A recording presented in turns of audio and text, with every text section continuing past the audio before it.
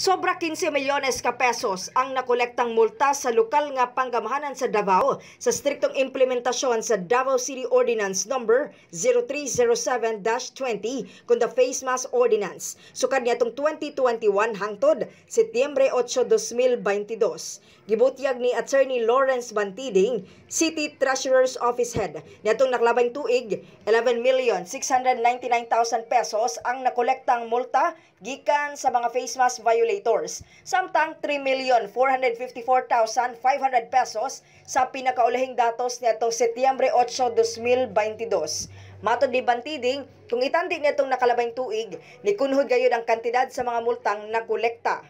So makita na to ang decrease atong connection. Well, it could be nga nung nag-decrease is that katong compliance sa ato ang mga Davaoenos na they are really trying to comply with our health protocols that are being implemented in Davao City.